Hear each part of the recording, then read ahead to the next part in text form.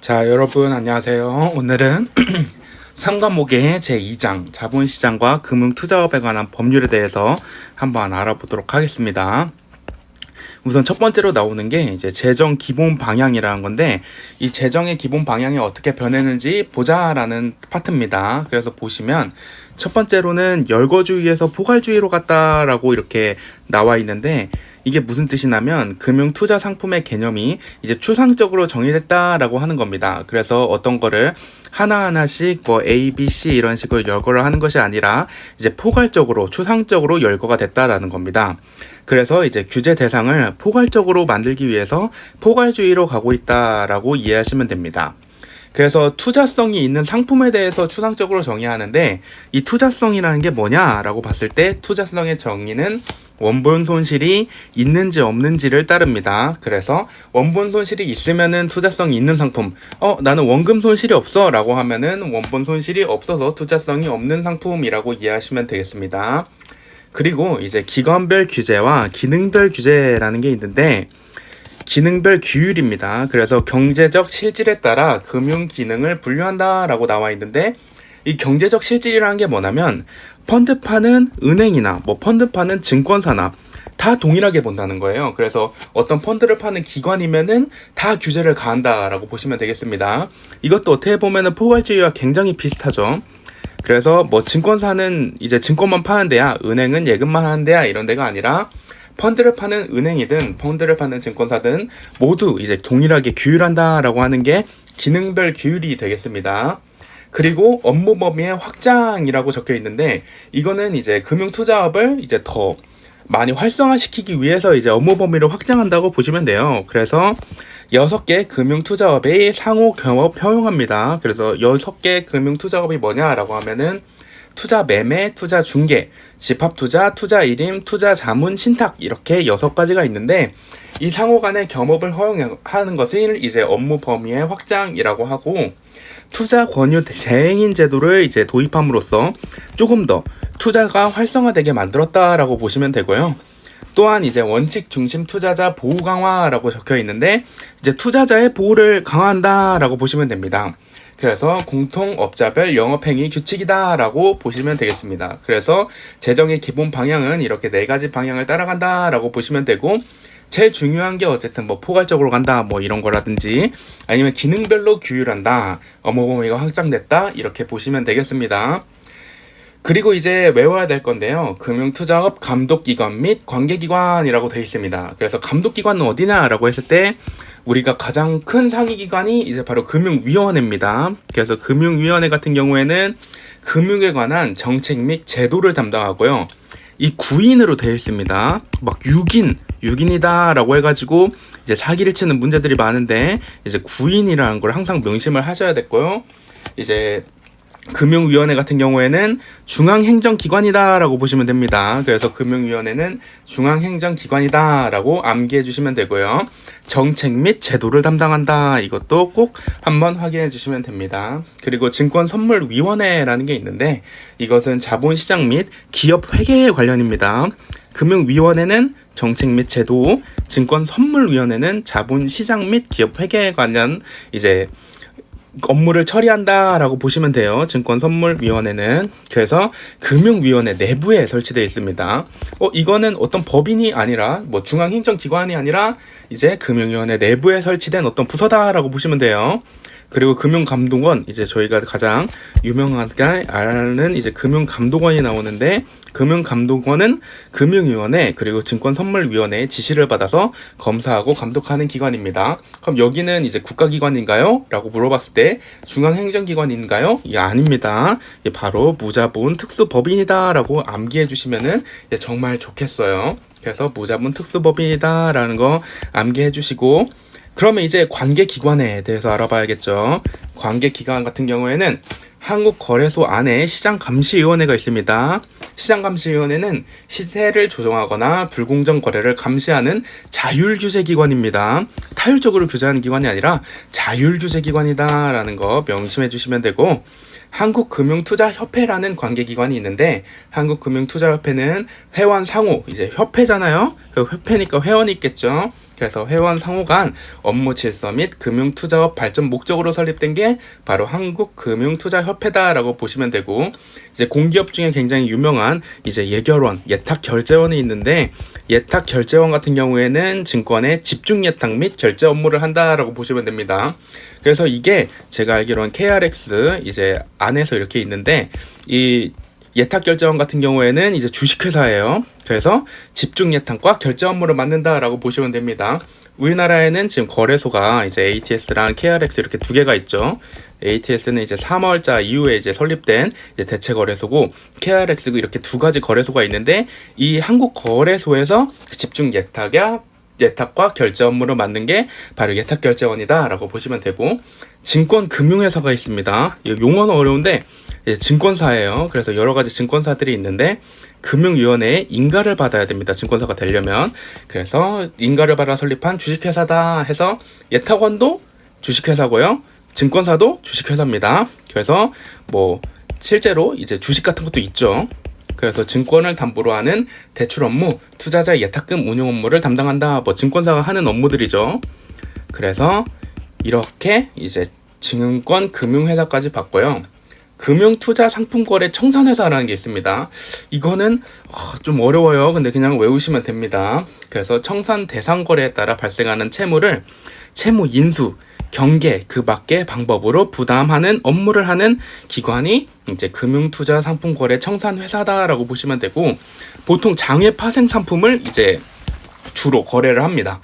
그래서 이거는 뒤에 나오겠지만 거래소에 없는 상품들이 뭐다? 장외 파생 상품이다. 증권이 아닙니다. 그래서 증권사랑은 좀 많이 다른 기관이네. 되게 낯섭니다. 금융투자상품거래 청산회사라는 게 있고, 그 여러 가지 용어들이 있는데, 법규 유권 해석이라는 용어가 있습니다. 이게 뭐냐면 금융법규를 유권으로 해석하는 거예요.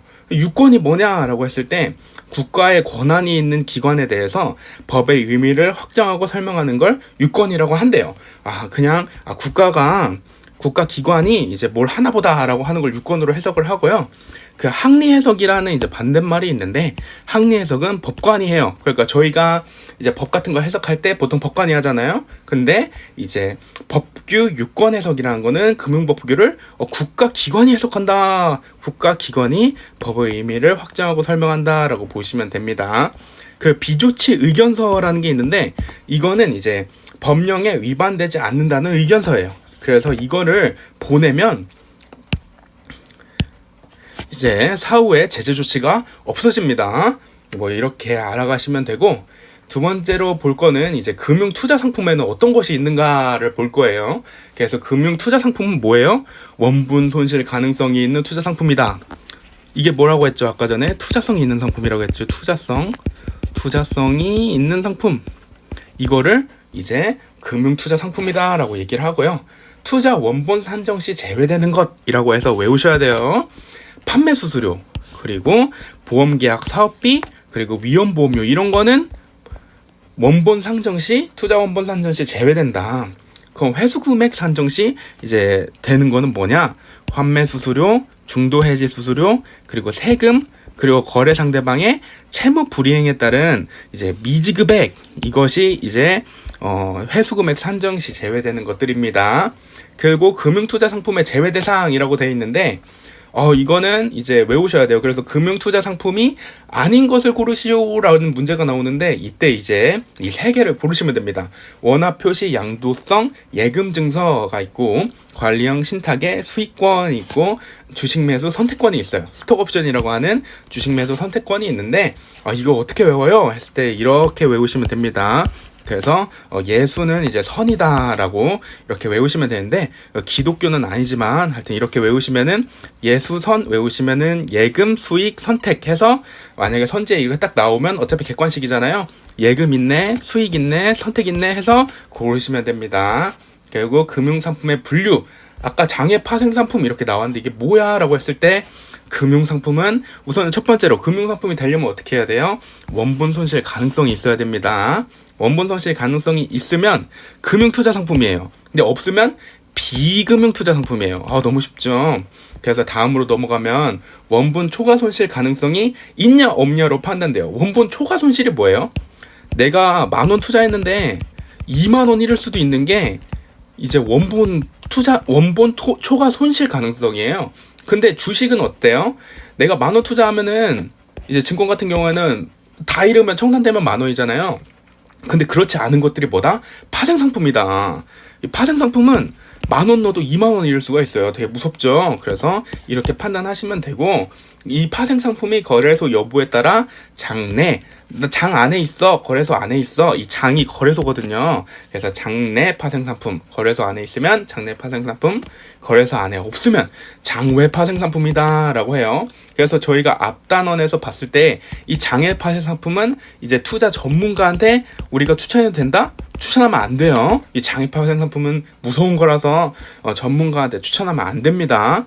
그리고 당연히 이제 기타 일반 투자자들한테도 장외 파생 상품은 안 된다. 그래서 선택지에 장외 파생 상품은 금융 전문가한테 투자해도 됩니다 라고 하면은 오답이라고 앞단에서 말씀드렸죠. 그래서 이렇게 금융 상품의 분류에 대해서 저희가 알아봤고요. 그러면 이제 여기 증권 있잖아요. 이 증권에도 여러 가지가 있는데 이 증권에 대해서도 한번 알아보고 갈게요. 그래서 증권의 분류에는 이렇게 6가지가 있어요. 되게 많죠. 채무증권, 말이 어려운데 채무증권은 채권의 늘림말입니다. 그래서 채무증권 채권이다. 그래서 막 많이 들어보셨을 거예요. 국채, 지방채, 특수채, 사채, 기업 어음, 이자 연계, 파생상품, 결합상품 뭐 이런 것들이 있고, 뭐 지분증권이라고 해서 이제 주식이 있습니다. 주식은 지분증권이에요. 그래서 주권, 신주인수권, 출자증권, 출자지분. 근데 여기에서 이제 주식에 해당되지 않는 게 한명회사, 합자회사의 무한책임사원 지분은 제외됩니다. 그래서 이 합으로 외워도 되지 않을까라고 이제 곰곰이 생각을 해보게 되네요. 그리고 수익증권이라고 해서 펀드가 있는데 신탁계약에 의한 수익성이 표시된 것입니다. 그래서 펀드는 뭐다? 신탁계약이다. 그 투자계약증권이 있는데 투자자가 타인이 수행한 공동사업에 금전을 투자하고 손익의 기속을 받는 권리가 표시된 것이 뭐예요? 투자계약증권이에요. 그래서 투자계약증권. 그리고 파생결합증권이 있는데 기초자산과 연계되어 손익을 결정하는 게 파생결합증권. 증권 예탁증권도 있어요. 증권을 예탁하는 거예요. 그래서 증권 예탁자가 해당 증권이 발행된 국가 외의 국가에서 발행한 증권이에요. 그래서 삼성전자가 우리나라 증권이잖아요. 이걸 말레이시아 가서 이제 내가 예탁해서 발행했다라고 하면은 증권 예탁증권이에요. 그래서 이렇게 6가지가 있다. 채권, 채무증권, 주식, 지분증권, 펀드, 수익증권, 투자계약증권, 파생결합증권, 주식 예탁증권, 예탁증권 해가지고 이렇게 6가지의 증권의 분류가 있다라고 보시면 되고, 이제 마지막으로 저희가 이제 1편을 끝낼 건데 2편, 3편, 4편 이렇게 엄청나게 많이 있어요. 왜냐하면 이 3과목의 제2장 자본시장과 금융투자업에 관한 법률에 대한 단원이 매우 길기 때문에 이제 3편에 나눠서 이제 찍게 될 것 같고요. 그래서 금융투자업의 분류 이제 마지막으로 가보겠습니다. 이거 굉장히 막 말이 뒤가 엄청 긴데 이 뒤가 다 비슷하거든요. 그래서 저희는 앞에만 외울 건데 투자 매매업이 있습니다. 매매업은 뭐냐? 명의 상관없이 자기가 계산해서 투자하는 거예요. 투자 중개업은 뭐예요? 말 그대로 중개하잖아요. 명의 상관없이 타인이 계산하는 거예요. 집합 투자업은 뭐예요? 집합했어요. 2인 이상의 수익자를 영업하는 거예요. 집합, 그래서 집합이고, 투자 자문업은 뭐예요? 자문하는 거예요. 투자 일임업은 뭐예요? 전부 또는 일부를 일임하는 거예요. 신탁업은 뭐예요? 신탁하는 거예요. 네, 이렇게. 그래서 위에 3개는 되게 외우기 쉬운데 여기 2개 되게 헷갈려요. 그래서 내가 매매업을 한다 하면은 자기 계산, 중개업을 한다 하면 당연히 타인 계산, 집합 투자업은 2인 이상의 수익자 이렇게 외우시면 되고, 금융 투자업이 있으면 뭐가 있어요? 부수 업무가 있겠죠. 부수 업무. 금융 투자 말고 약간 부수적인 거 뭐냐? 전담 중개 업무가 있어요. 중개 업무는 뭐예요? 전담 중개 업무, 프라임 브로커라고 하는데 대형 금융사의 전담 중개를 하는 사람이에요. 그래서 전문 투자형 사무집합 투자기구의 효율적인 운영을 위한 신용 공여 담보 관리를 하는 게 뭐다? 이제 프라임 브로커 전담 중개 업무. 그래서 전문 투자형 사무집합 투자기구 헤지펀드의 효율적인 운영을 위한 신용 공여 담보 관리를 한다라고 하는 게 이제 전담 중개 업무고요. 온라인 소액 투자 중개업이 있어요. 이거는 온라인상에서 타인의 계산으로 투자를 중개하는, 타인의 계산? 투자 중개? 투자 중개는 뭐라고 했어요? 타인의 계산이라고 했죠. 그래서 온라인 소액 투자 중개업은 투자 중개는 타인의 계산인데 온라인에서 타인의 계산으로 투자를 중개하는 업무를 온라인 소액 투자 중개업이라고 한다. 그래서 5억 원 이상의 자기 자본을 필요로 하고요. 자기 계산 금지입니다. 투자 중개업이기 때문에 자기 계산하면 안 돼요. 그리고 투자 광고도 하면 안 돼요. 해서 이렇게 저희가 부수 업무까지 알아봤습니다. 네, 그럼 다음 단원에서 저희 또 만나요. 안녕.